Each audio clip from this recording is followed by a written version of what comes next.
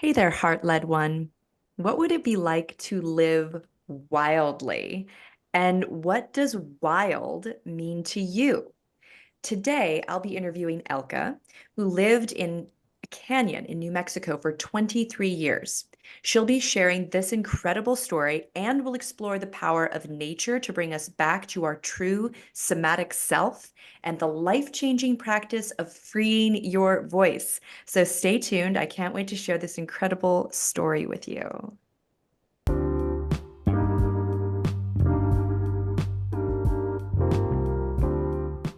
Every day there is a forgetting, and every moment there is the possibility of remembering. Remembering who you truly are, awakening to your body, to the inner world, to the experience of being alive. Here is where you find the beauty, the joy, and here is where you free your soma. I'm your host, Amy Takaya. I'm here to help you move from pain to power, from tension to expansion, and ultimately from fear to love.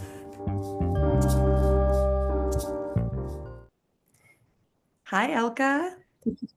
Hi, thank you so much, Amy. Love that introduction. That was great. My pleasure. Yeah, we met each other last year, I think it was at Joshua Tree Music Festival, or maybe before that in April at like the Mhm. little some Joshua Tree kids theater production. And Yep. then we just kind of kept bouncing into each other. And, I was doing a retreat this May and I thought, like, I really would love to have Elka and her beautiful food there because you're also an incredible wild foods chef. So we got to spend more time together at the retreat and in general. And I'm very inspired by you. I'm very inspired by your journey. I'm inspired by the messages that you are bringing forth into the world. And I'm very excited to share your story with everyone today. Thank you so much, Amy. I'm so happy to be here. Yeah. So let's start off with that question. What does wild mean to you? It's such a great question. And I have like a million different ways I could answer it. And I actually had three other different ways I was going to answer it. But right now, what I want to say is to me, wild is about paradox. And it's about really being with the paradox of all of life and all of death and all of nature and being with all of the paradoxes in ourselves and finding ways to really dance with paradox is what wildness means to me. And my whole life has been an exploration of that dance of kind of between chaos and control. And I feel like all of my life lessons have been around really having to hold paradox and having to learn from it and having to recognize it in myself and in other people.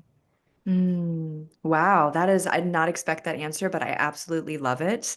Um, yeah, I can absolutely relate. I think that there is so much paradox, even in just a single moment that we might be experiencing, where something is incredibly sad or maybe heart-wrenching. And then at the same time, there's also something really beautiful that is existing simultaneously alongside this wretchedness. And, how do we be with both of those things, without feeling insane?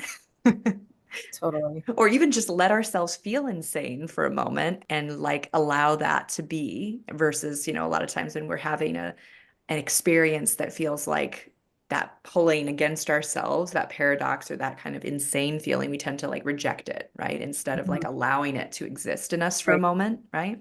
right. And it's in those breakthrough moments of like something cracks open and we're able to see something from a different perspective and see a way through by just allowing what is. And it Mm. can be really hard sometimes. Yeah, I would imagine that living off grid for so many years, there would be a lot of having to kind of accept what was happening in front of you, like when it comes to like what the environment is doing, right? What nature is doing around you, but also like, and we've talked about this a little bit, but that communication that you might be getting from your body, could get louder when you don't have all of these distractions around you, right? So maybe you can answer this question. When did you first feel like your body was communicating with you? I mean, really, really, really young. I mean, so young. But the moment that I really want to, that is maybe most significant to me, happened when I was, I think, about 11 years old. And I was sitting in Sunday school, and they were teaching us about original sin. And something in me just freaked out, and I couldn't deal with it. And I like raised my hand and asked to be excused. And I ran to the bathroom, and I just like knelt by the toilet, like trying to throw up because I felt so physically ill at the thought of like that we're born evil. And that was a very important moment for me to really realize that my body had a wisdom and my body had its own truth. And when what was being told to me, when I couldn't physically swallow that, my body was going to tell me when that wasn't okay. Yeah. Yeah, wow. Like it was a pretty strong like rejection of that kind of like judgmental perspective. Mhm. Yeah. Yeah. And how do you feel like that moment has kind of carried on into other moments in your life, like that kind of body wisdom of saying no to some particular kind of influence? Well, I think as a young adult, I spent a lot of time in the paradox of both really wanting to fit in and also feeling all the ways that I didn't. And I became a long distance runner at a pretty young age. At 11, I started long distance running. And I feel like that was my body's way of being like, the suburban reality is really not for you. You kind of need like a little bit of a way out. And running actually gave my body like a way to feel my wildness, my freedom, my bravery, and just my embodiness. I remember this weird little detail of like when I started to run, this thing would happen when I would sweat, and where I would just instinctively like lick my upper lip because I liked the salt. And I just remember like as a really young teenager, like how much joy that gave me. And I didn't know why, but it was just like something. And when I think about it now, it's just like, oh, it's because it was just this instinctive thing that connected you to your animal self that made you happy. And so yeah, that was something at a young age. And then I think all through college, and I mean, I struggled a lot with my body. I went through periods of time where I wasn't what you would call exactly anorexic, but I had serious, like, I call it anorexic brain. I had a lot of like difficulty around food and accepting my need for nourishment. And I actually convinced myself at one point in time that like food was disgusting. And and this is, I mean, you know me now, like it's so crazy to imagine me in that kind of frame of mind, because this was one of the main like pivotal things that happened when I moved to the wilderness, was my healing around my body issues. And not to say like they're completely gone, but I did so much. I think just being away from like all the societal expectations and the images that we're bombarded with all the time was really huge for me. And being able to feel like just away from all the judgments and all of the, I got away from my own self judgments a lot by just being like dancing in a field of clover and feeling like, belonging in that kind of, in that kind of environment of like mirrored by all these other beings that are just themselves. And Mm, not and getting away from comparisons of like other human bodies, because I was pretty right. isolated a lot of the time, so I didn't And have other people to compare myself with. did you have mirrors? Yeah, I did have mirrors, and I do actually like enjoy looking in the mirror, and I kind of always have, except for, actually, this is another really interesting like childhood story that I thought of when I was thinking about your question, because it ties into voice too. Like a really interesting moment that happened to me when I was about 5 was my mother cut my hair, and she gave me this haircut that I absolutely hated. And I remember looking in the mirror and thinking that I looked horribly ugly and it didn't look like me to me. And I was having a really hard time just accepting that this was me in the mirror. And in order to like process it and like self-regulate, I made up a song like on the spot. And I still remember the song that I made up. It was just like this really silly little ditty that was just, "Look at me, I'm busy as a bee," and I just kept repeating that over and over, and it somehow, like, soothed me to think of myself, like, as I'm just like a bee, like, I'm not ugly, I'm not this or that, I'm just a bee. I don't know why I picked a bee, but it was busy as a bee, like, it makes no sense at all. But it was just this really interesting moment of, like, processing that, like, absolute terror and disgust that I felt at something had happened to my body that I had no control over, and I had to, like, regulate myself, and I used my voice and my imagination.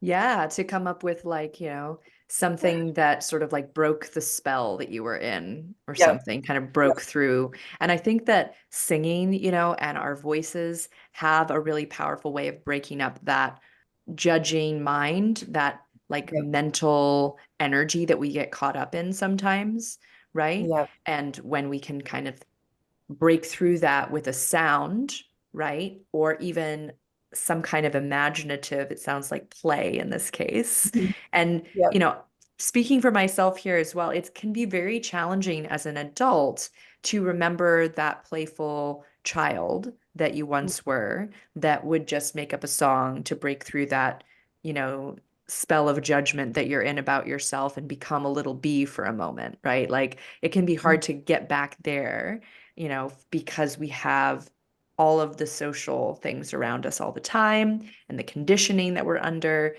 And I can see how just even that little bee song that you're describing really is it's a rewilding. So you've used this term yep, before for people and you teach classes on this as well. And since we're, kind of mhm. exploring this and also this paradox of, what does it mean to rewild when I've been living in suburbia or I've been living in a culture so far from that for a long time. Can you kind of describe what real wilding is to you?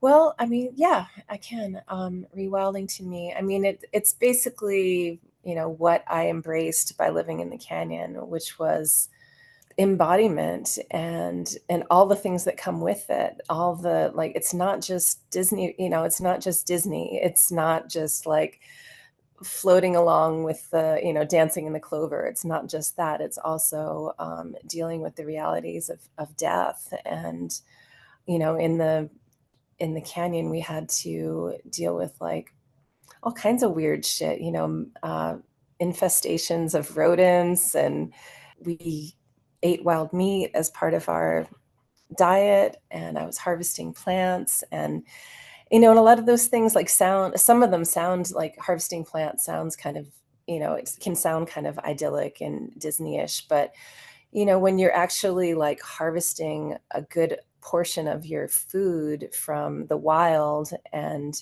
hauling like, huge amounts of it on your back or, some kind of position and hauling them up giant hills and stuff and, doing this all and then processing, stinging nettles and stuff for hours on end, it's not just idyllic, there's hard work involved but it's all like it's living from the heart and it's living from the sense of like, what are my values and where do I feel connection? And in the canyon, I felt connection to the elements and to all things elemental. My life revolved around building and tending fires and chopping wood and gathering kindling and paying attention to what was going on with the water and tending to the water. We harvested our rainwater as our drinking water and our wash water. So I had to like monitor, which barrels were getting ash from the wood smoke and stuff like that. So it's all about like being in very deep relationship with nature and with the self too. And paradoxically, when people ask me, I'm writing a memoir right now, and when people ask me to try and sum up what my memoir is about, I often say that it's about like the story of finding myself and losing myself at the same time. Mm. And for me, my personal rewilding story was that it wasn't just about like finding myself in nature. It was also the paradox of like the ways that I also gave myself away and betrayed myself in the Mm. context of nature, and not due to there were some personal relationship things that I got kind of like swept up in too much, and didn't stay centered enough to be able to like see actually what was happening and find my own power in all of that. And let's see, where am I trying to go from here? There's a point that I was trying to get to. Can you help me? Yeah, yeah. Well, you were talking about the memoir and you were talking about what it means to have gone through this experience, right? And losing yourself and finding yourself.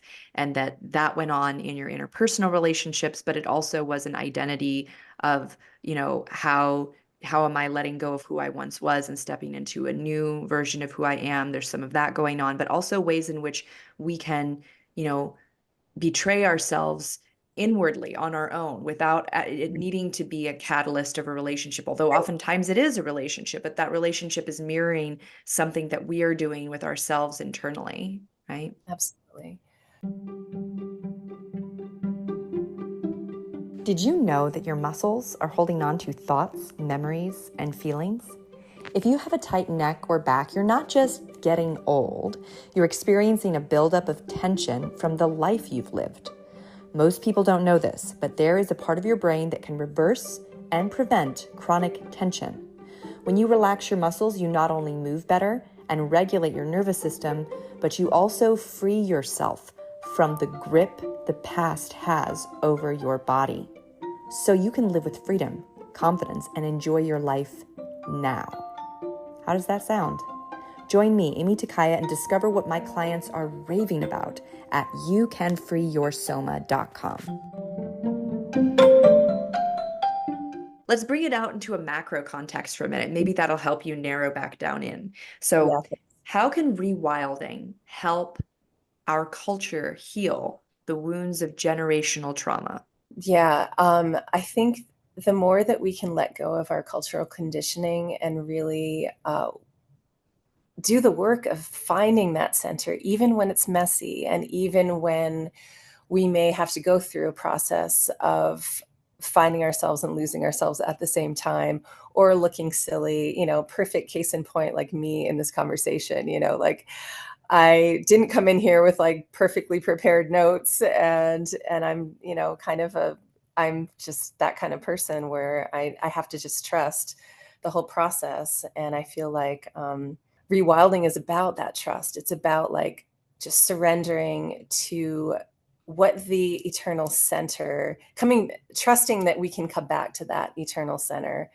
And from that place, we're going to, the more that we can open to the gifts that we really receive when the heart is open and when the chakras are open and we're tuned into our creativity and we're tuned into our sexuality and we're tuned into the elements, we're going to be oversensitized to things sometimes, and we're going to be feeling things deeply and feeling things a lot, but we're also going to be incredibly alive.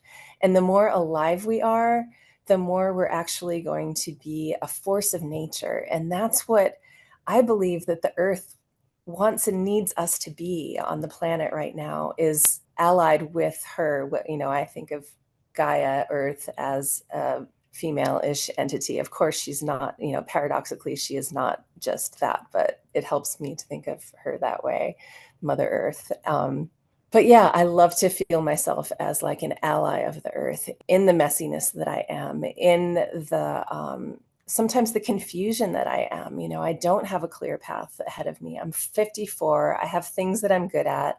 I'm making my own living. I'm living independently. There's lots of wonderful things that I'm creating in my life and a lot of things that are solid. But there's a lot of unknowns also. And I think that that's half of what the gift that I am right now as a being, is being able to say, hey, there's a lot of things I don't know about the future and where I'm going to be and what I'm going to do. So Yeah.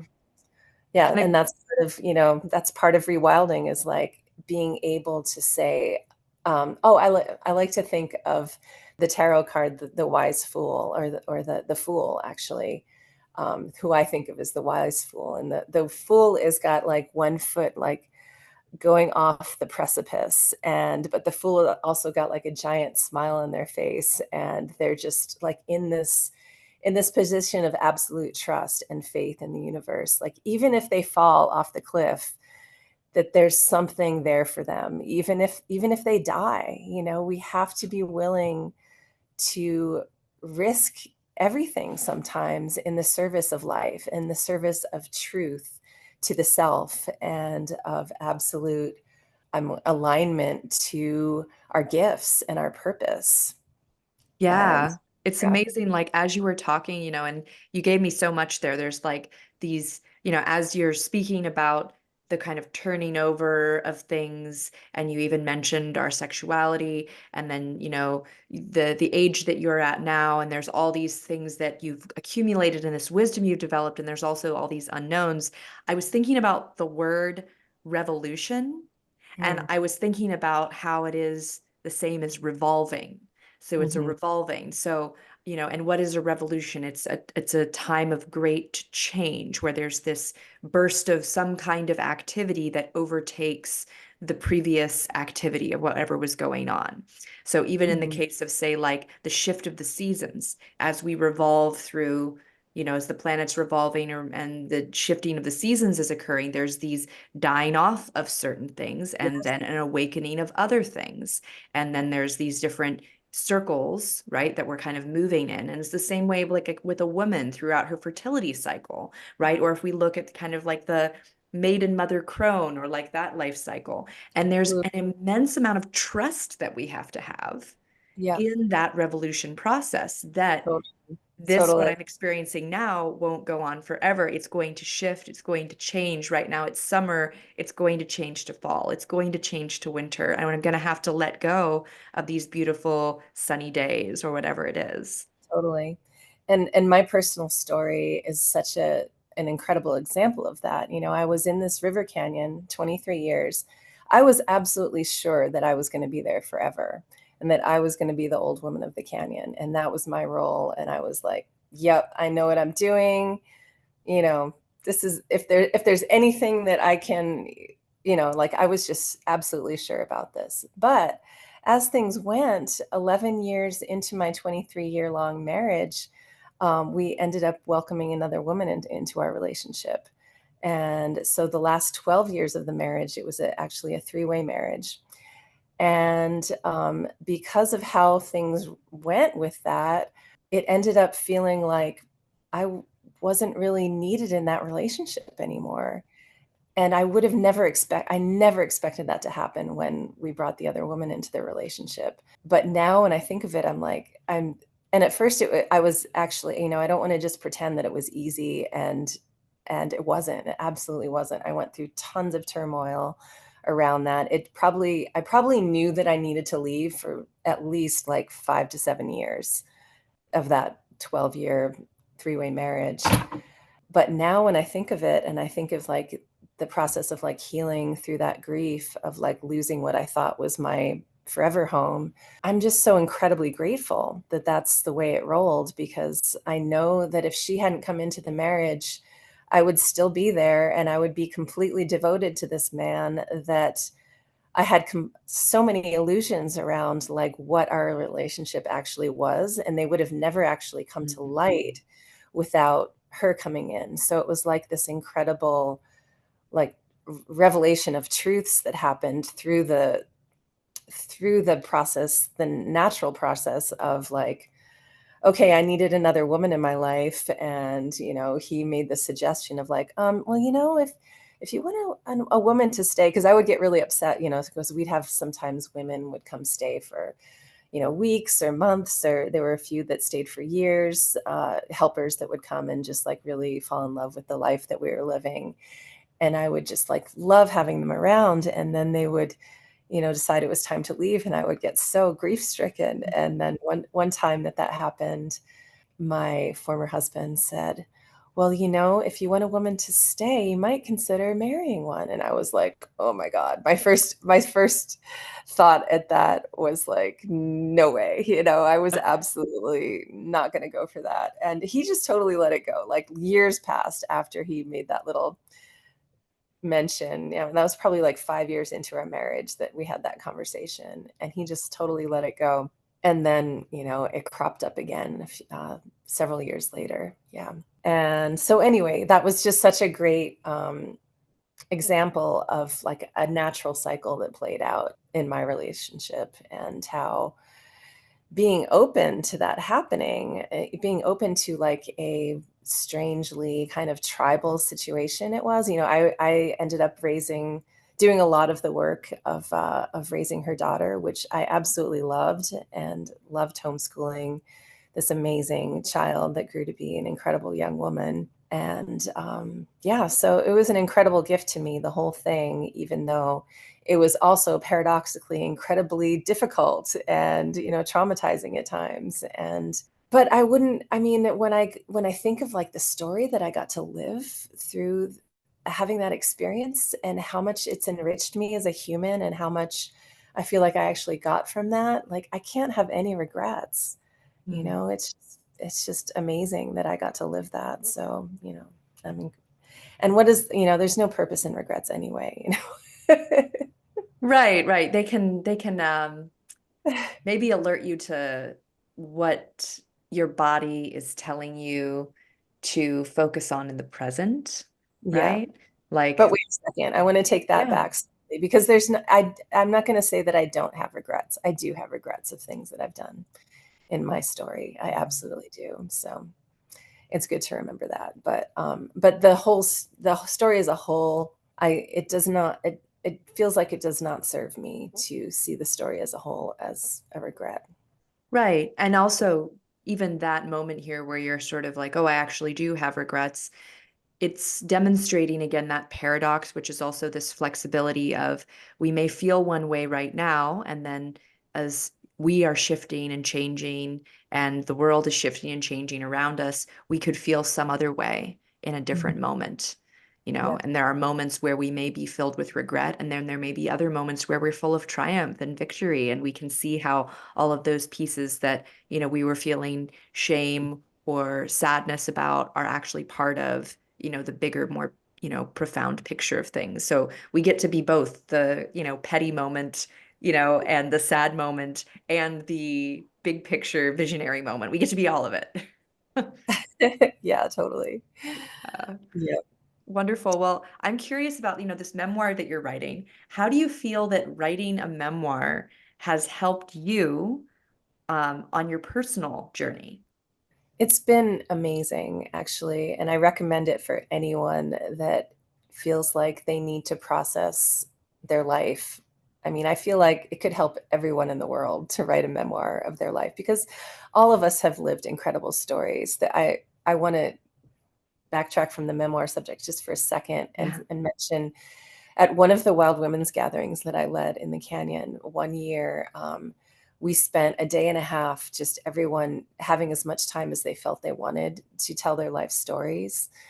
And it was an incredible journey just to sit and listen, be present with like 15 women sharing incredible things that had happened. And some of them, through really mundane circumstances. It's just amazing to me that every one of us has stories to tell. And I think that writing memoir is incredibly helpful to process everything. And part of what has helped me is being able to be a witness to everything that happened, and being able to, because I think sometimes when we're in the moment, when things are actually happening to us, we sometimes act from a part of the self that's so deeply, easily triggered, or acting out of generational trauma wounds and all this stuff, it's harder for us to see like a larger, more like integrated perspective. And when you're writing memoir, you can give yourself the perspective that you didn't have then, and it can be extremely healing to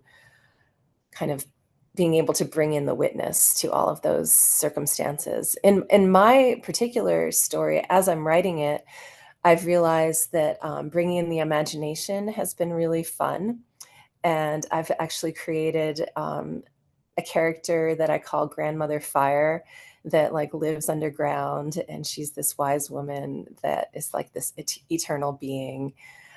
I don't even really know her entire story yet as she's kind of come into the story, but bringing her in, it's really interesting because she's brought this deeper element of truth to me about the whole story, even though she's a figment of my imagination. And that's been really fun too, to kind of see where where like the womb creative energy, where that chakra, like as it opens to the story in the body, like what wants to be birthed, what new thing that may not have actually happened can like come in and like help heal the story in a way, like bring more perspective and more wisdom to the story. I'm not sure if I answered your question, but Well, I mean, I think that the way that you're saying that this helps you on your personal journey is a way that it can help many people on their personal journeys. And I absolutely love that idea of giving people the, full attention to tell their story, and tell the story of their life and be witness to that. I think that's a really amazing experience for everybody involved to get to go through and to see and hear, especially oral storytelling. I feel like that is a lost art in so many ways. And there is something about literally being heard, like speaking, and we can even get into singing now, making sound, being invited to make sound or being witnessed making sound. And that sound could be speaking about the things that went on in your childhood, speaking about the people in your life who impacted you the most, for better or worse, right?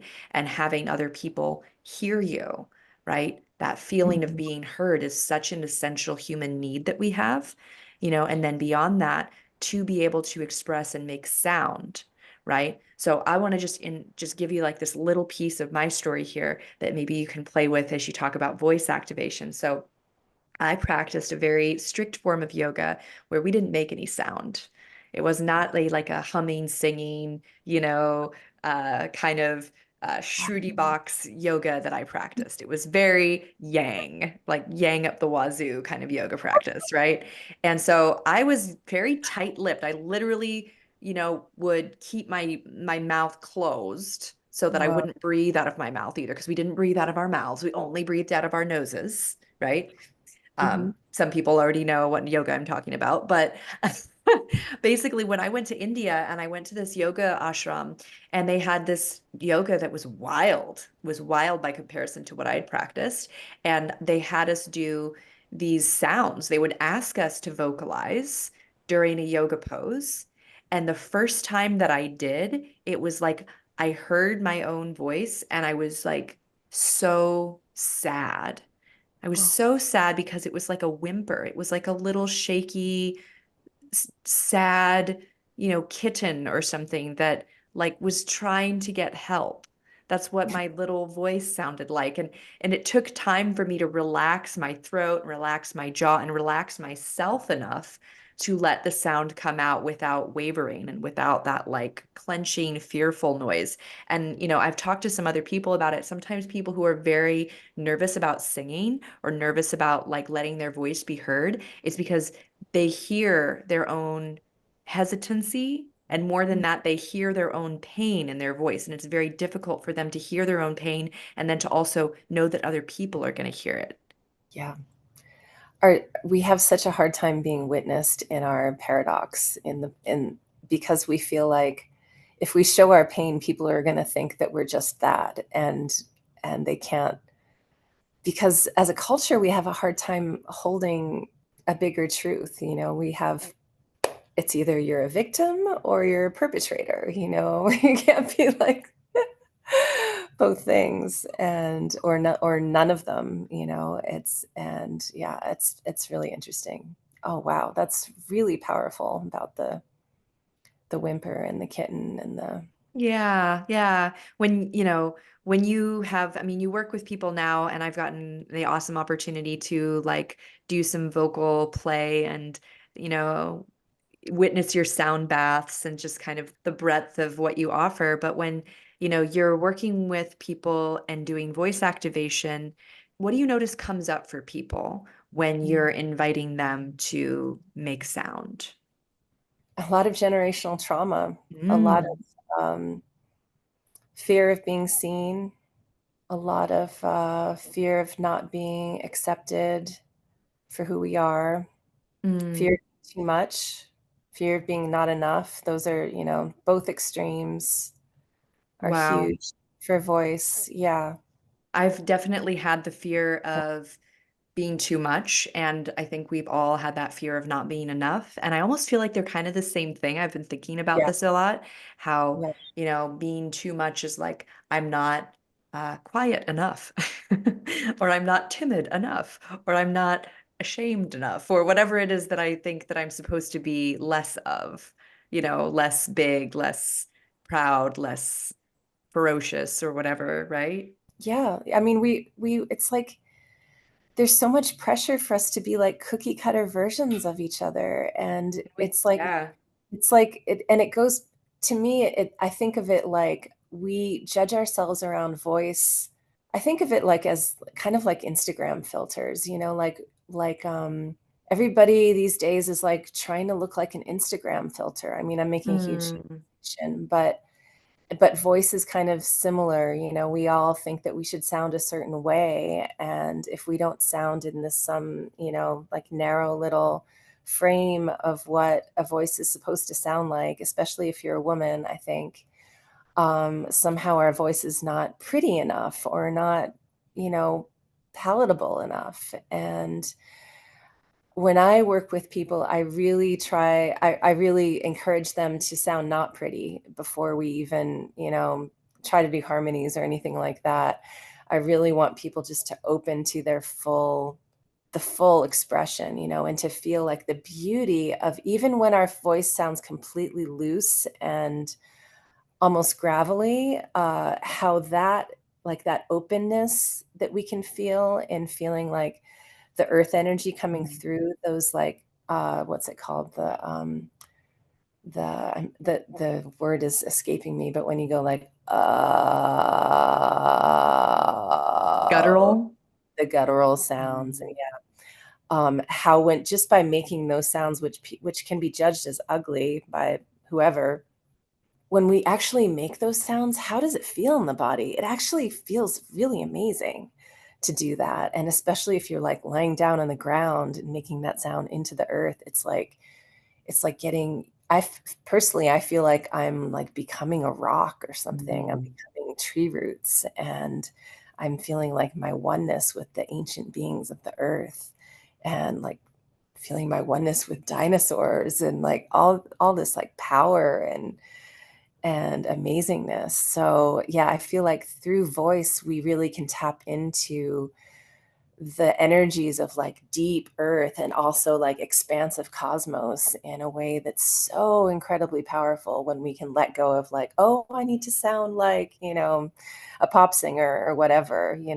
And it's not like it's like a bad thing to also want to play around with sounding like a pop singer. That's totally fine too, as long as you're like actually finding your authentic voice through whatever like Mm. belting or whatever you want to play around with doing, or singing like through whistle tones or whatever. It's just there's so much authenticity to discover by playing with voice. And I want to bring myself back to the canyon. And the very first night that I came into the canyon, I was hearing all of these melodies kind of like layered on top of each other. And I was like, what the hell is going on? And the next day I went down to the river, and it was like they kind of unlayered themselves, and I was able to hear just like one melody coming up through the earth into my body. And I just started singing with this voice that I never had before. And it was this very expansive voice that was so loud that I could hear it like echoing like long ways down the canyon. It was like bouncing off the cliffs. And I was like, whoa, where did that come from? Like, I've never sung like that before. And I think it was,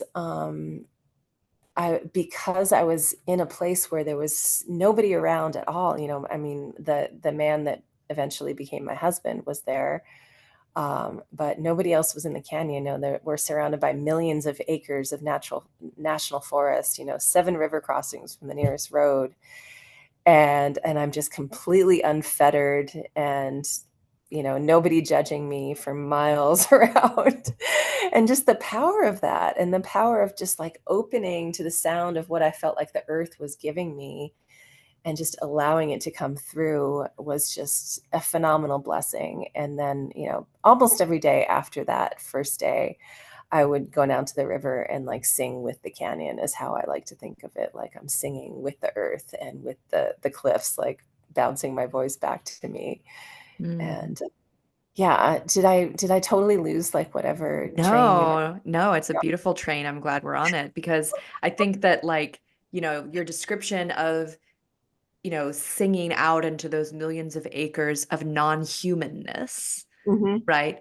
And the way that you're being received so fully by nature with zero judgment, mhm. right? There's Yep. nobody there to compare you to anything else. You just are, and your voice just is in this Mhm, space, and it's a kind of witnessing that I think we crave as human beings, that being, in a way, it's like being completely unobserved by mhm. anything that is going to examine us. It's like Yeah, this soft focus of our beingness, right? When we get that kind of like openness. Kind of, I think people probably feel that when they sing in their car, you know? yep. Like they feel, or they sing in the shower, they feel like nobody can hear me. I can sound however I want. I can sing as loud as I want. I can be, you know, trying to make Whitney Houston's voice right now, even though like I would never do that in front of like another person, but I'm doing that in my car right now, you know? Absolutely. Yeah, but that's such a Yeah. powerful like visual of that sort of space around you to allow your voice to come out exactly as it was like ready to come out. Yep. I had a really powerful experience, a group experience just last weekend with this that happened really spontaneously. I was invited to come in on this vocal activation session that this woman was leading, and she was like, and if you want to take over, like she was just really excited to see what I did. So I did. I kind of took over, and I got everybody sing. There was like 6 of us in this really cool little bell tent thing, and it was this really beautiful experience of everyone singing at once. And because of the power of it, and because of the way I was kind of leading and supporting everyone to feel kind of unheard in their fullness. It was like we were all rising and falling like together, that like I would support everyone in like crescendo and then like release and then crescendo and then release. And in that group like building of energy, everyone I think kind of like loses self-consciousness of like what does me the individual sound like, and we just become this one force of like sound together, and nobody's like, oh, that's not like perfect harmonies or whatever, this is just like release and expression and fullness. And then it's like the beauty of like letting that like die and feeling like, oh, we're also able to like slow that down and come into quiet together. And it was really beautiful to feel how freeing it was. Oh, there was this couple that came that weren't part of it in the beginning, and they were standing outside the tent, and I could see them, and they were standing there for like 5 minutes or something, like looking really intrigued. And then I just kind of sang to them like, come on in. And they were like, oh, really? We can join? And they were so happy just to be welcomed into the bubble of sound and to be freed. And at the end of it, they were like, oh my God, I've never experienced anything like that. That was incredible. And they had heard us from a great distance. There was a party happening at this house. It was like this speakeasy thing happening at the main house. And then, they heard this like sound happening in the distance, and they like followed the sound and found us in the tent. It was super cool. Yeah, well, I had got the honor of being part of one of your group, you know, voice journeys, so to Yep, speak, where we just, it's super. very interactive and so much improvisation, but there's also this really lovely way that you kind of, like you said, guide the energy of the Mhm. space and encourage and support people. And, I know you also work one-on-one. Can you describe a little bit of how, all of these gifts and ways of being that you've garnered, during this 23 years you spent in the canyon and so on, like, how does that translate into like what you do now for people and with people, like, especially maybe in a one-on-one setting? What would that be like to work with you? Well, it's really different over Zoom than it is in person, and I feel like both are equally valuable. I feel like I prefer to work in person when I can because there's just something so amazing about getting to actually, like, be in the presence of the vibrations of the other person and, do some hands-on stuff, and I have them actually, like, laying down on the floor while, things are happening, and, it's very, yeah, I mean, that happens also over Zoom. Sometimes I have the person lie down on the floor and I just kind of coach them what to do, but it's different in person.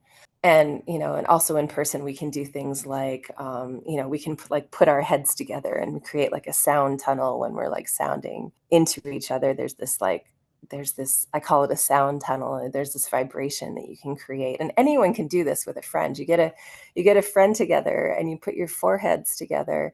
And if one person is like good at holding like one tone, it can be extra powerful that way. And if you have like one tone like really strong and you like invite that other person to just come in and join that tone with you, it creates this like resonance that's just like, whoa, it's amazing.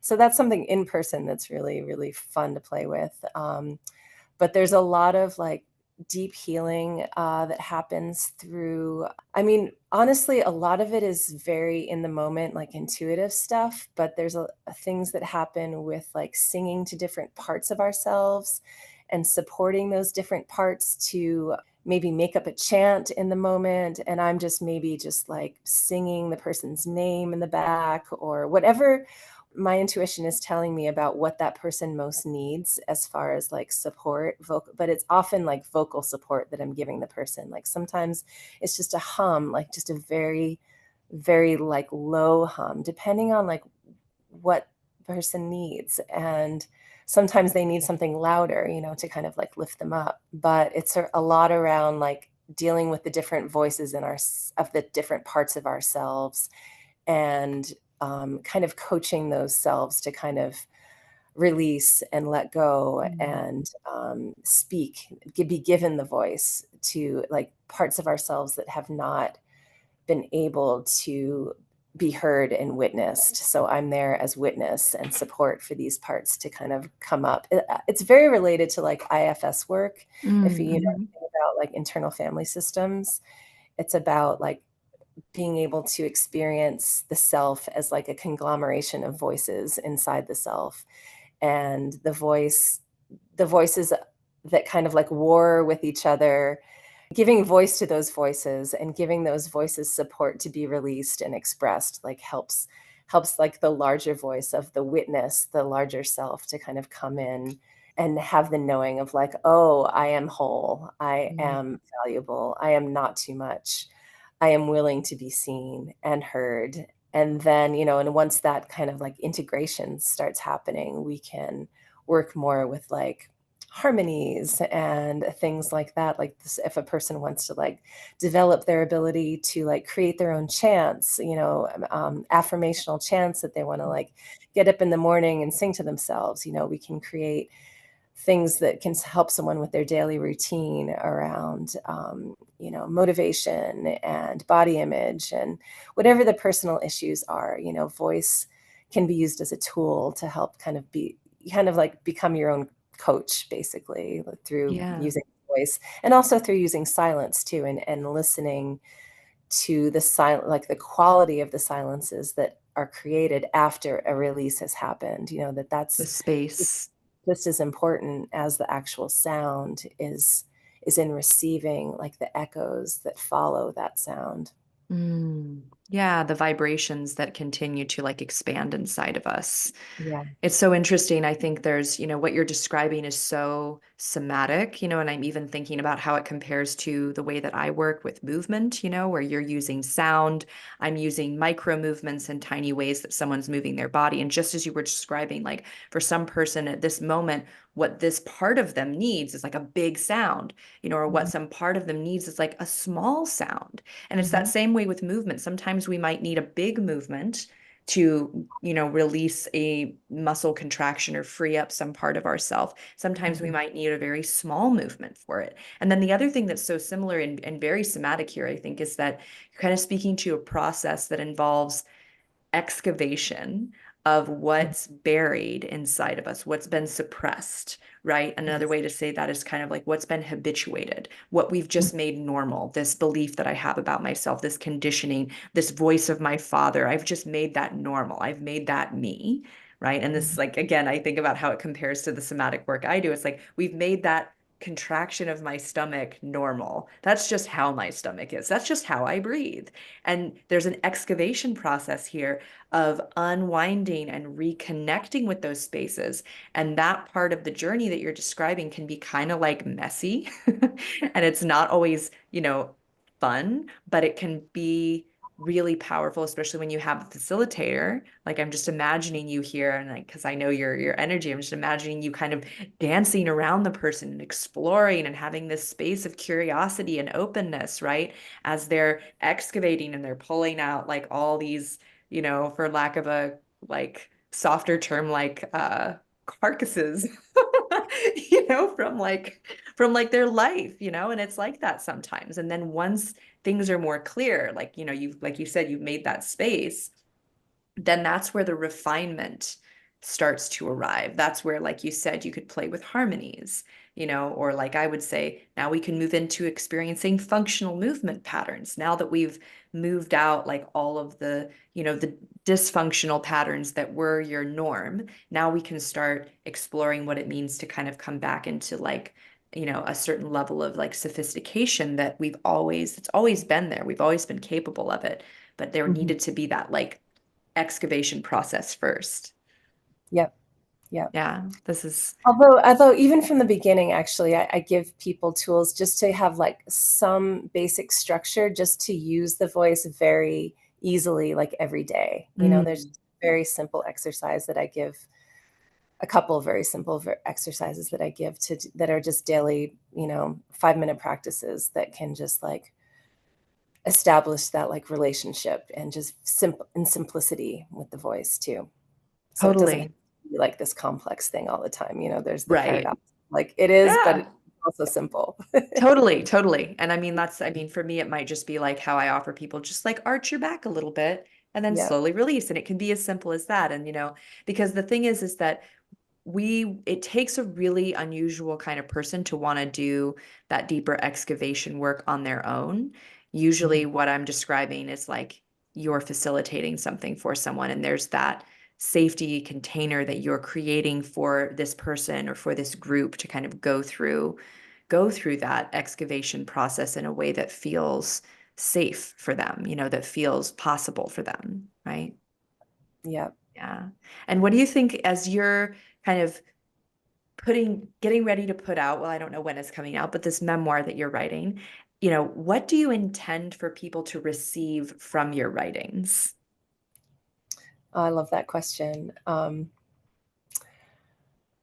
I intend for people to receive how amazing it is to really be in the sensual body Mm, and the experience of that, so that just to kind of support the ways that we crave that, because I feel like there's so much in our culture around self-denial, and my relationship to food is very much like a celebration of the senses, and my relationship to fire and water and earth, all these things that I got to be with very deeply.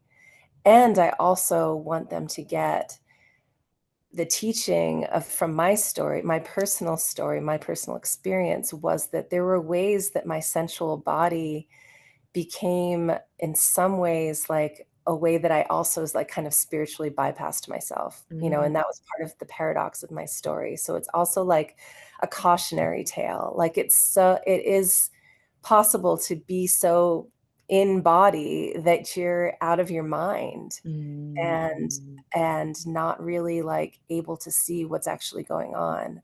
And that's part of what happened in my story was that I kind of used my sensual body became a way that I was in and also a way that I was out. And, you know, in the way of like addiction, that the way that addictions can be. And, you know, and one of the things that happened in my story was that I was smoking cannabis on a regular basis through most, you know, pretty much my whole 23 years. And not like I was like a all day smoker or anything. I'm extremely sensitive. So I could have just like, you know, the tiniest little puff, and I would just be like stoned for hours and hours and hours. And that, you know, made it like really easy for me to be like in la la land and like in my sensual body, but also it like kind of kept me out of reality in some ways and kept me like a little too like happy in a sort of false way because I wasn't really dealing with some things about my reality. So yeah, I mean, there's a lot more than that, but that's some of the basic things that I would Wow. like people to get. Yeah. I think that's a wonderful and important point that you make about, we try to escape, maybe if we're living in this is more about modern people living in a more modern way, probably, but like if there's a lot going on with our mental, body and we're thinking a lot and we're anxious, we may try to escape to our sensual body. That's a Mhm. place people go to get out of their head. And then what if that's not in balance? And then we're either in this state of panic and frenzy in this mental way, or we're detached and kind of dropped out of, what my responsibilities might be or things like that, or what's really going on inside of me by just escaping into, feeling good in my body in whatever form that's taking at the moment. I'm sure a lot of people do that through, you know, food on the couch, watching a TV show, and it's not like there's anything wrong with that. It's just like you said, it can be a way that we bypass what's really Mhm. necessary in us, what's really going on. Yeah.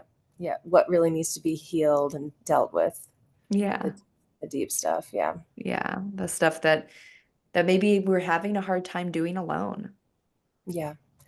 Yeah. And I mean, I guess another thing that I want people to get is that community, like the importance of community and true community and what I feel like that means. And I feel like I haven't entirely accessed what I feel like true community means. And that's something that I intend to create in some way or another, because it's something that I want to experience before I die. And I have had like glimpses of it. I have had some immersions, semi-immersions in ways that community has been real in my life. And even like the community that I live in right now, I live outside of Joshua Tree, California, and there's an amazing community of artists and super cool people that I'm very much a part of that I love. But I really want to live like someday, like on land with people, caring for land. I want to be around children. I want to be around water and plants and be able to be tending fires again and to be like immersed in my sensual body and also like grounded in myself, my center, in my wisdom, in my intuition. You know, I want to be like fully integrated on land, and I really want to become an elder. You know, like that's my goal in life, is to be like a true elder with like kids around and get to watch and be a part of like bringing up the village. And I think what an incredible asset you would be, what incredible gifts you have to bring such a community. So I hold that for you. I hold that dream and that possibility is just something that's just right around the next corner for you. Thank you. Thank Yeah. you. It We was shall see. really, oh, we shall see. Yes. When we started this interview, you had a very sweet idea that I enjoyed, which was the Mhm. idea that you were going to maybe turn the tables and ask me some questions, which I'm open to. But before we do that, I want to ask two more questions of you that I think are pertinent to some of this discussion. So not everybody has been able to enjoy your beautiful food, but definitely the people at my retreat did, and many people in the Joshua Tree community do. So I've heard that people have been bugging you for decades to publish a cookbook of your recipes. And is that ever going to happen? Best answer is I really think so. Not promising it, but I certainly intend to finish a cookbook someday. Hopefully, like I actually have a goal of finishing my memoir and some version of a cookbook in a year and a half, like, giving myself a year and a half. I would really like to have both those things done. And I think it's actually doable.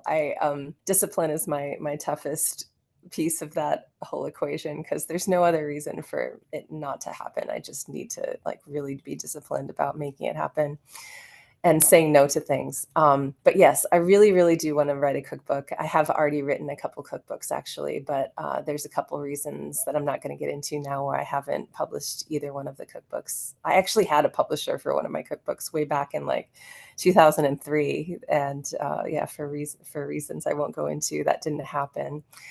But yes, the cookbook that I think that I'm going to put out first is going to be called, I believe, The Elements of a Feast. And it's going to talk about like, what is a feast and how can we actually make everything we eat a feast of sorts? And what is a feastly attitude? And then like, what is a feast where we actually like invite people in and celebrate, fire and water and air and all these things. So I'm gonna have a few different ways that I talk about like what a feast is to me, and because it's a very rich topic for me, feasting, and I feel like my whole being is kind of like made to feast. So Well, I love that word. I think it's yeah, it's a great word. perfect word, and it's a wild word, but there is Mhm. elements of sophistication to it. Like it has a few different octaves you can kind of play with there, I you like that. know? Yeah. Yes, Yeah. So I'm down. That sounds delicious, it's right? going to be lovely. Um, Yes. the other question that I have for you is, what is the most meaningful compliment that you've been given lately? Okay, let's see. The one that I'm gonna pick, there were a couple of really great ones recently. The one that I'm gonna pick, I think, is this one around somebody after one of my sound baths said that she felt like that I'm a midwife, and that really touched me, and it really meant a lot to me that because when I do a sound bath, I'm singing with the sound bowls and I'm harmonizing with them, and I'm just traveling where my voice wants to go. And I believe the way that I feel, what I feel like I'm doing is I'm being a mirror of everyone's parts, everyone's insides, universal and earth consciousness, and we're all we are one. So I'm just giving voice to that oneness of all things and all dimensions, and to earth energies also. And I feel like through using my voice that way, I'm helping other people give birth to parts of themselves that are submerged. And in that way, I do feel like very honored by that sense of like midwife, that people feel that like initiatory energy and that safety with me, and that like bringing them through something. And that meant a lot to me to hear that. Yeah, thank you. Yeah, and it speaks to skill, that there's a lot of skill that you're bringing in. A midwife is someone who's experienced in this process, and skillful in their, delivery, you could say, or their facilitation, you know. And so I can see how that would be a very like meaningful compliment. It would say like, this is at this level, bringing in new life into me is like is like that's your skill level. Which I love that. That's awesome. Thank you. Cool. Well, I'm down for some questions if you have Okay. some things you'd like to hear from me. I do. I do. One thing that I'm always curious about, especially with my women friends, is about our relationship with our mothers, because I feel like it's very there's a lot. It's very rich soil for exploration. So I'd love to hear about like your relationship to your mother and like significant gifts and challenges that you found in yourself through that relationship. Wow, yeah. So my mother just had her birthday. She's a cuspian. She's a Gemini Cancer cusp, Mm. and she's very Gemini, but I think she has a Capricorn moon, so there's like a little edge to her too. And I kind of had the experience growing up of feeling very responsible for my mother's feelings. And I don't think she ever intended to make me responsible for her feelings, but at some point in my childhood, I'd kind of decided that I was. And so there was a lot of, inner turmoil I felt at not being able to make her happy, of not being able to um, meet her needs fully, right? And in the circumstances she was in as a single mother, she worked night shift as a nurse in a hospital. She had needs that like I likely couldn't really meet and that weren't really my responsibility to meet. But nevertheless, as kind of the story went for me, I ended up feeling a lot of that desire to help her and to take a load off of her, take pressure off of her, especially being like the eldest, in my family.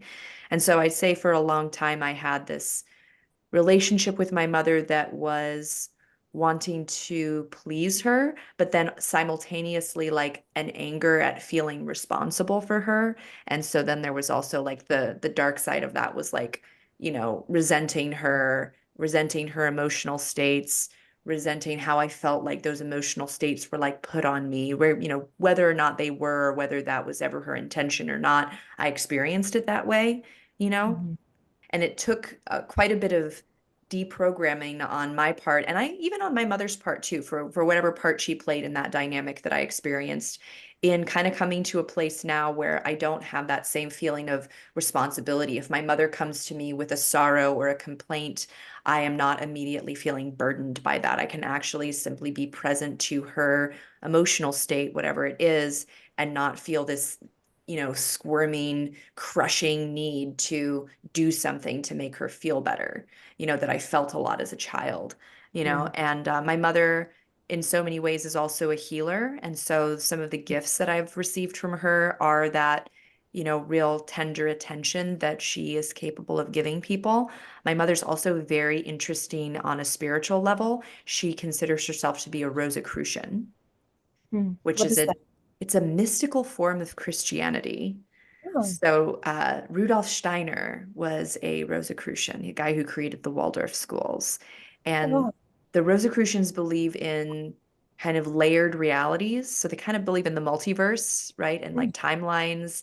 And they talk about those kind of things in their writings. They have these descriptions. I mean, these are written like hundreds of years ago, but they're describing basically like a supernova or like the death of a star or like quantum mechanics, but they're explaining it in like this kind of, ancient old English kind of structuring. So my mother is that and a Buddhist. mm. So she spent Interesting. several years listening to a lot of Pima Chodron, like hundreds and That's hundreds, great. maybe thousands of hours of everything Pima Chodron ever recorded. Amazing. And I swear in that period of time, like I witnessed my mother go through like a deep spiritual transformation just by constantly listening over and Oh, over to Pima talk about Chodron. talk about a midwife that all our mothers could use. Yeah, so I'm so grateful that for Pima Chodron and for my mother to put herself through like a total like Pima Chodron download for like I'm talking years, and she will even admit that. She'll be like, I went through a transformation listening to Pima Chodron for 2 hours Wow, a day for years. Um, what a gift. Yeah, so I mean, I'd say my relationship with my mother now is quite beautiful, even though I don't see her as often as I'd like to. When I talk to her, I feel like we're both able to hold space for each other and we're Mm. not, putting things on each other like we used to once upon a time. So yeah, I'm very grateful for my mother. She now works in hospice and she works with end of life care, and she has that flexibility and her presence to be able to speak, you know in the kind of Christian language with someone if they need that, or she can also invite them into other ideas about what might happen with their soul or their consciousness or other ways to process and think about things that might be outside the box. So she kind of has that flexibility. Yeah. Wow, super cool. Thank you. Okay, next question is, what do you grieve most when you feel in the space of grief? Hmm. Yeah, I think that I grieve my I grieve my innocent little girl. Mm. Yeah, because I didn't really get to have her for as long as I wanted to have her for. And even as kind of the world started coming in and letting me know that at that time in my like little, child body was not safe, right? Was kind of the experience I had of it. I held on to my innocence in different ways, and I still do. I still hold on to the truth of my innocence in so many ways. But I grieve the loss of my little girl and also my little girl body because I felt like that was also taken from me too early in my life. Around 7, I went through early onset puberty, Oh, which wow. I've talked about before, on this show a little bit. The first podcast episode, if you go back and listen to that one, it's got more of Mhm. that kind of story in it. But yeah, I grieve that. I grieve my little girl body and my Mm. little girl innocence that I didn't get to have as long as I wanted it. Mm. Yeah. Have you worked to allow that little girl to come forth and be little? I work on it. I work on it. Sometimes it just comes in the form of dressing how I want to dress, even if it's a Mhm. little zany or a little weird, or, even just like, a little revealing or whatever. Like, I think Mhm. that sometimes wearing, something that's too short or not covering all of me, there's an innocence to it, and I Mhm. don't necessarily need to be like seen by everyone wearing that, but around my house or something, to walk around in just like a big baggy t-shirt with like, you know, my butt hanging out or something feels innocent. It feels like I'm a little kid again, you know? Aw, And I that's like that. So that's one way that I play with that. But there are deeper ways that I try to be with my little girl and give her that freedom back that she felt like she got taken from her. Yeah. mm, beautiful. Thank you for sharing. My next question for you, where do you most often have to face the feeling of lack and or frustration in your life and in your soma? Mm. And how do you alchemize that feeling? A feeling of lack. Or frustration or both, whichever you feel most called to address. Yeah, well, I've been working on this internal project inside my body for a while now. And, that is that my sacrum is out of alignment. And Mm. it's out of alignment because of a few different things, but there's a series of very hard falls on my butt that I experienced. And so Mhm. there's this discomfort. And, I'm gradually, slowly getting it aligned. And I have some really great, a mentor in my life in the last year who's been helping me with that. But there can be a lot of frustration that I experience at my body slowing me down with the Mhm. discomfort that will arise when I am too overstimulated or not getting enough sleep or not getting enough rest. And I'm sure other people can relate to this even if they don't have a twisted sacrum. But I No can doubt. feel this frustration that my body's slowing me down in some Mhm. way, or maybe I'm in the mood for like vigorous exercise or like something like that. And then I go to do it and my sacrum starts talking to me or telling me, not quite that much. And there's another part of myself that's like, no, but I want to like, whatever, kickboxing or something crazy like that. And my body is like, you know, that's not really where we're at. So how do you alchemize that feeling, I that frustration? rem I remind myself that like the lesson here in my life has been responding with tenderness Mhm. to my discomfort and not getting ahead of myself, but staying present with myself and what's actually happening. Mhm. And that's how I go, oh, instead of resenting my body, like I used to be frustrated, and I do get frustrated at times, and resent my soma, resent my somatic experience for not being what I want it to be. How can I instead redirect myself to what is it giving me right now? What Mhm. is this feedback actually redirecting me to that may be actually more important to my spiritual karmic evolution than whatever I think I want right now? Beautiful. Yeah, that's perfect. I love that. Yay. Great. And my next one is, what really pisses you off and why? Besides your body not doing what it wants to do. Yeah, Something more external, I think. yes, I'm Yeah. I'm Yeah. looking for that because I just recorded actually a solo podcast on something that has pissed me off, and I'm thinking about talking about that, but I might let that one just like ride it out. But it's a good one. Um, let's see. Yeah, I guess let's see what really pisses me off. I really hate when people are so quick to assume that they know what you are and what you're up to.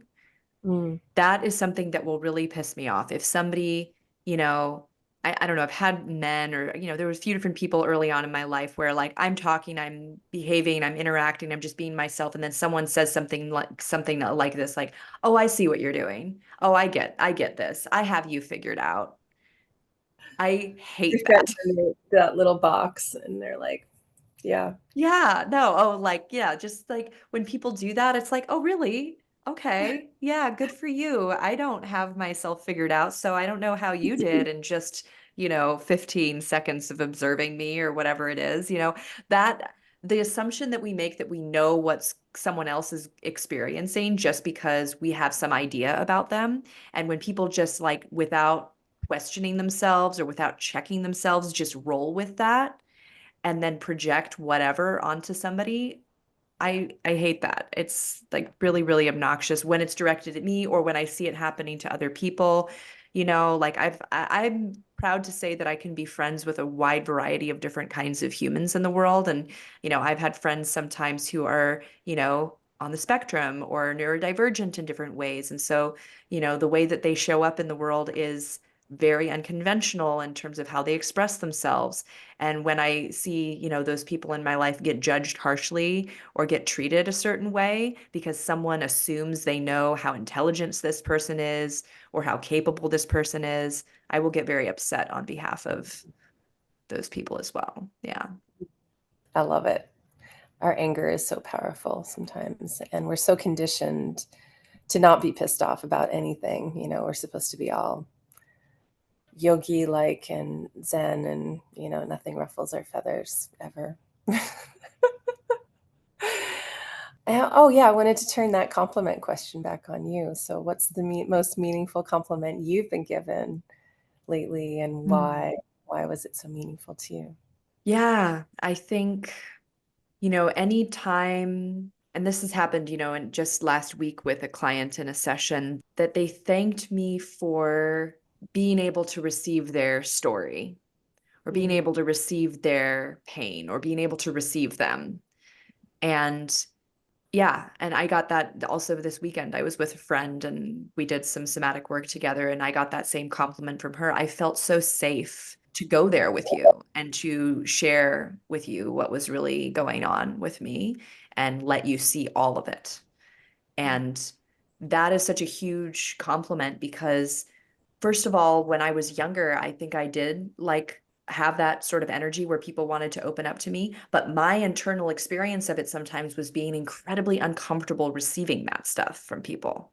Like mm. even if they were coming at me with it and I was holding space and I was doing my best, there was a part of me that was like, oh, this is too much. This is a lot. And I think it actually goes circle back to that question with my mother, that sense of feeling like responsible for their feelings, Mhm. responsible that I needed to fix it or do something about it, right?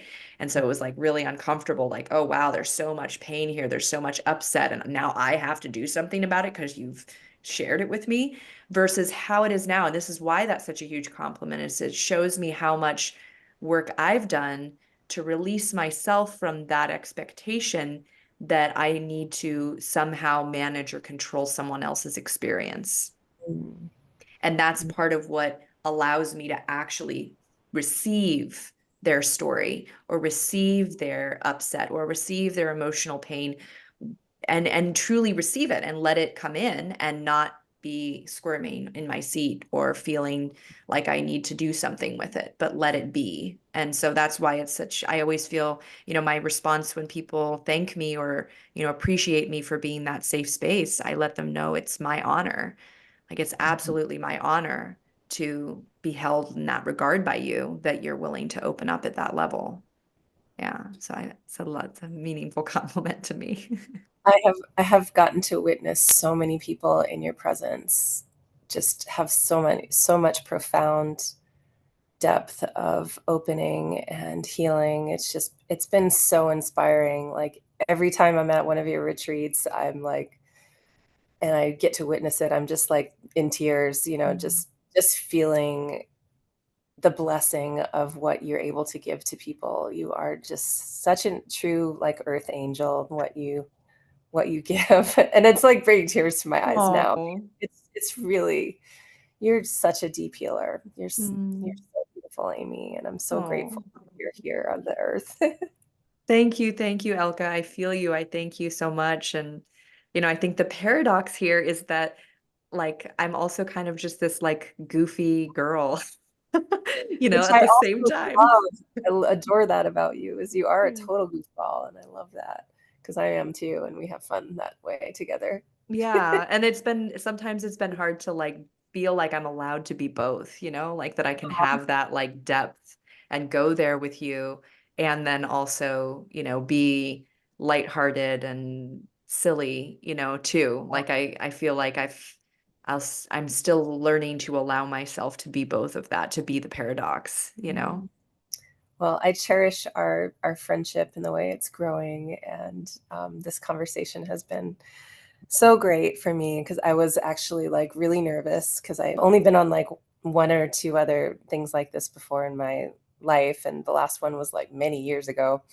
It's really you do create such a safe space, and thank you for all of your. Oh wait, no, there was one that was less than a few. Yeah, never mind. But it has been a while anyway, and I felt really safe and held by this whole experience with you, and also in just so much joy and playfulness with you. And I always enjoy our conversations so much. Thank you so much. Thank you. And I look forward to, future conversations. I know there were some different subjects that we kind of danced with at the Hmm. retreat, around food and stuff like this. And, also kind of carries all these interesting, fun, paradoxical, kind of, playful and also radical vibes of like, alternative ways of viewing, you know, our world around us and food. And so I know that we kind of considered having more interviews like this between each other, more conversations to share with people. So I look forward to that.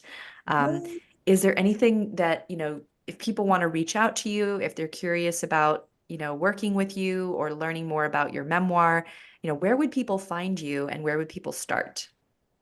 Well, one thing I would suggest that they do right away is go to my Substack, and I think all you have to do is type in Substack / Elka Wilder, and my Substack Singing the Bones should come up.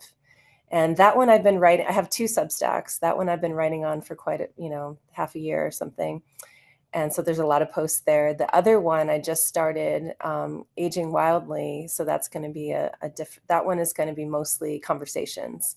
Or at least that's how I'm envisioning it. And it'll be like the Singing the Bones one is focused mostly on my memoir and cookbook stuff. And Aging Wildly is mostly conversations. And I think I'll probably do just some like talking with the camera about whatever's going on and my wildlife too. So those would be, and you can sign up as a free subscriber. It's super easy. Just, you don't even have to download the Substack app. Just go to the website and find me and sign up as a free subscriber. Or if you want to just follow me, you can do that too. But I really suggest doing the free subscriber thing, because then you'll be alerted when I have a post. If you don't sign up as a subscriber, you won't see when I have a new post come up. And they're not like super frequent at the moment, so you won't be like inundated with them or anything. So there's that. You can also go to my website, which is elkawilder.com, and see my offerings around personalized retreats and some of my private chef experiences. I do blindfolded meals. I do a package where you get a blindfolded meal and a singing sound bath, or you can hire me just to come do a singing sound bath, or a vocal activation for a group. I don't think I have my vocal activation for a group thing up on my website yet. So you can just use the contact form that's on the website and get to me through email that way. Or you can just email me at elkawilder@gmail.com for anything you might want to check in with me about. And so those are the easiest ways to get a hold of me. I'm probably forgetting something important, but those some good ways right there. Yeah, and what an adventure that would be for anybody who's listening to this who might have been wanting to have a desert experience, for Right. them to come, and you could be their incredible guide for the outer world of the desert, but also the inner world that they're carrying. I could imagine that'd be a really powerful way to journey.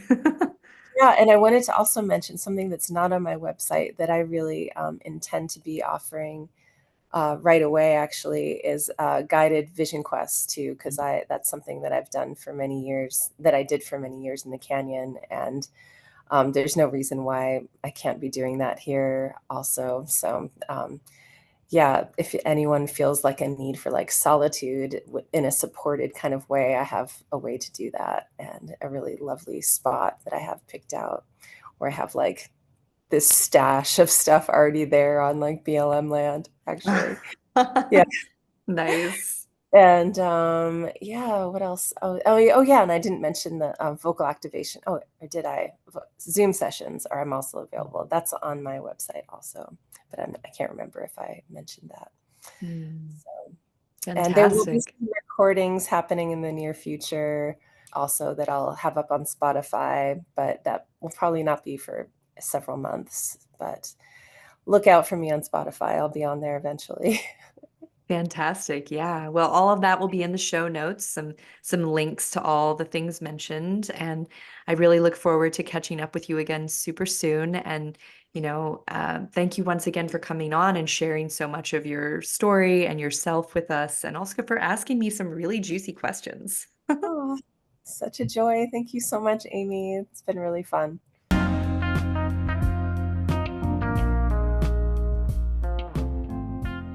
Hey there, friend. I hope you enjoyed today's episode. I would love to hear your thoughts. Follow me on Instagram at Amy Takaya and send me a DM about this episode.